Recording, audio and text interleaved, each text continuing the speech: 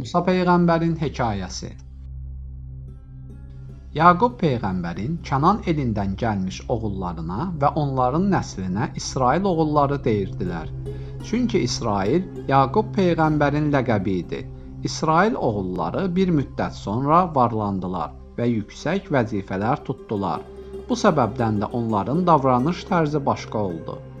Yusuf peyğəmbərin vəfatından sonra onun Misirdə yaşayan tayfasının əxlaqı getdikcə dəyişməyə başladı.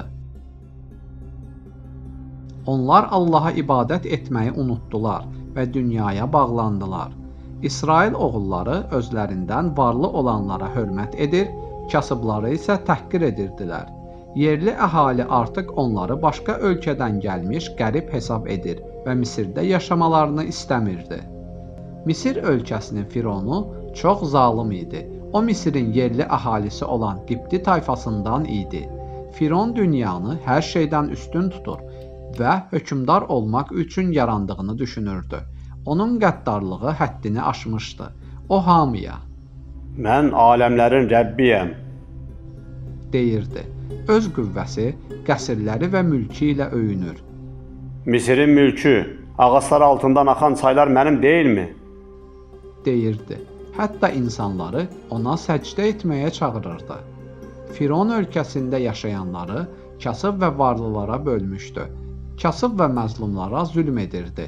Qibti tayfasına aid olmadıkları üçün İsrail oğullarını da zülm və işgəncə altında saxlayırdı. Özünü ilah elan etmiş Firon öz sarayında cəh-cəlal içində yaşamağa davam edirdi. Bir gün ona çatdırılan pis xəbər buna mane oldu. Vəzir: "Ey Tanrımız, mən İsrail oğullarından bir dəstənin öz aralarında danışdığını eşitdim. Tezliklə Yusufun tayfasından bir oğlan dünyaya gələcək. Sənin taxt-tacın onun əli ilə dağıdılacaq," dedi.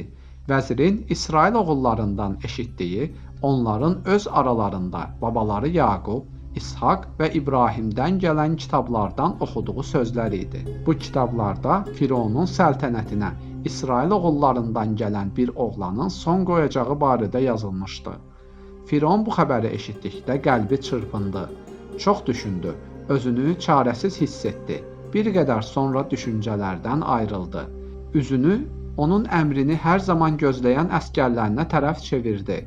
Saraydakı sükutu öz qəzəbli səsi ilə pozdu.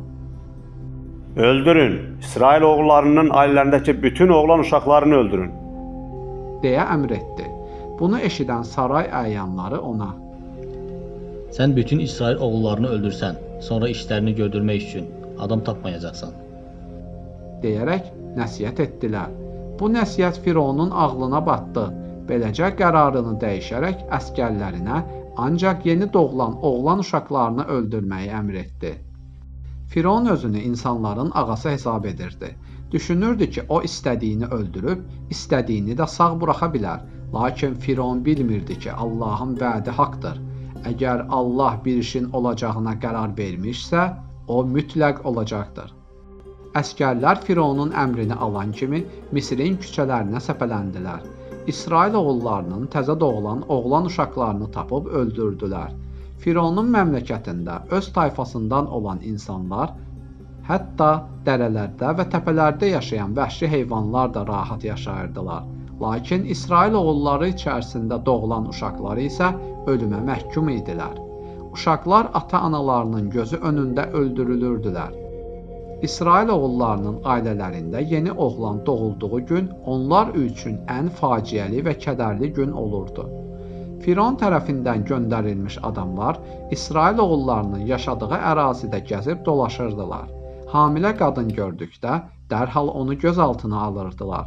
Qadının uşağı dünyaya gətirmək zamanı gəlib çatdıqda başının üstünü alırdılar. Qız uşağı doğulduqda çıxıb gedirdilər.